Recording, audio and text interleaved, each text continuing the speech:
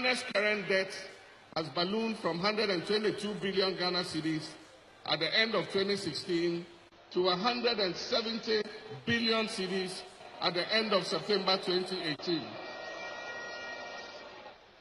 This amounts to a whopping accumulation of almost 50 billion Ghana cedis debt in a space of less than 2 years. Currently, the NPP administration is only counting on a rebasing of the economy to show an artificially lower debt-to-GDP ratio, but which will still be totally out of sync with a historically low 11% revenue to GDP.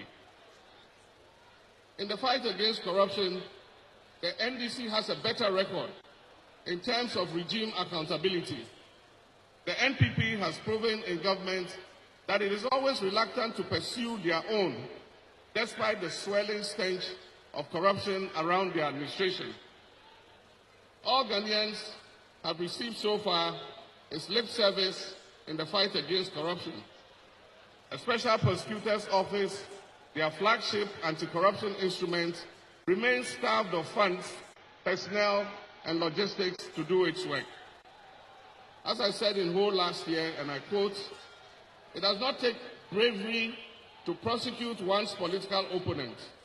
The true test in the fight against corruption is holding your own people accountable when they go wrong."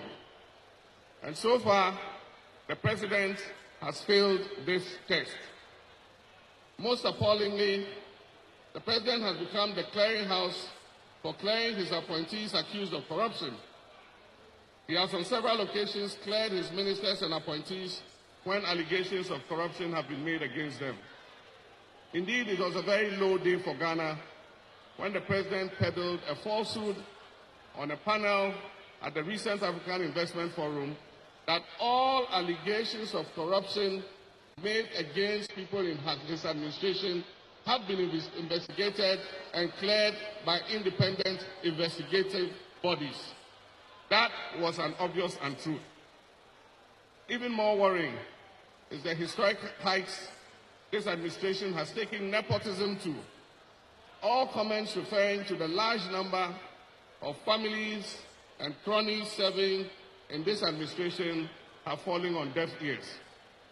At the same time, insensitivity keeps manifesting in the high taxes, high port charges, high fuel prices, high transport fares, high commodity and food prices, high rent, high cedi to dollar exchange rate, high national debt, and high levels of insecurity. Recently, in a barb aimed at my fellow aspirants and I, the president is quoted as saying he does not respond to presidential aspirants. What I wish to remind Mr. President is that us presidential aspirants are also citizens. We are not spectators.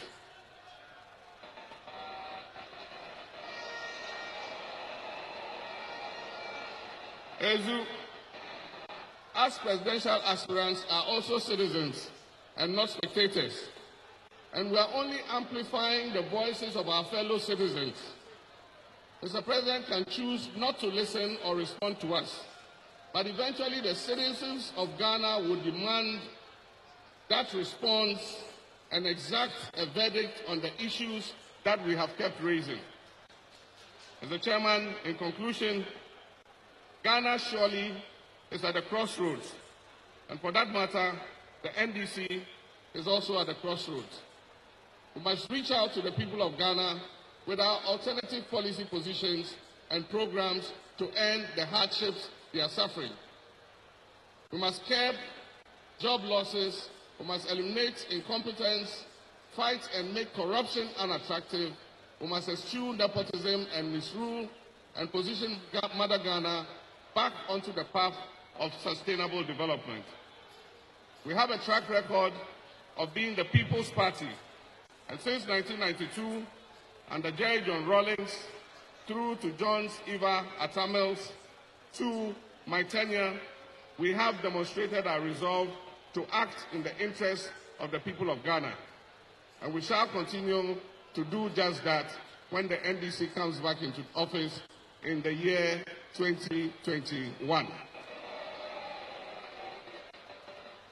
My brothers and sisters, after today's exercise, when we put our 2018 to 2022 officers in place with other structures and organs of the party, we must and we shall organize a number of policy dialogues and conferences to put out our proposals and discuss details with industry, with business, with labor, with employers, students, farmers, fishermen, market women, etc., so that our conclusions are not only anchored in the social democratic philosophy of our party, but also meets the hopes and aspirations and desires of all these people. This is why we must elect a formidable and experienced team today, a team that will fortify the already elected regional, constituency, and branch officers to accelerate the process of reorganization and to steer the affairs of our great NDC for victory in 2020. I wish all the contestants participating in the elections today good luck. May the best candidates win, and may we display great sportsmanship by continuing to act together, even if we lose the elections, in the interest of our party. We must unite for Victory 2020. My brothers and sisters, unity is crucial, and I believe with unity, respect for one another, mutual trust, focus, dedication, and determination, we shall exert ourselves and work hard to recapture power for the development of Ghana and change the current narrative of majority of Ghanaians living in hardship to that of a shared prosperity for all of us. Let us put our shoulders to the wheel. With Christ in our vessel, we smile at the storm. Let the work begin.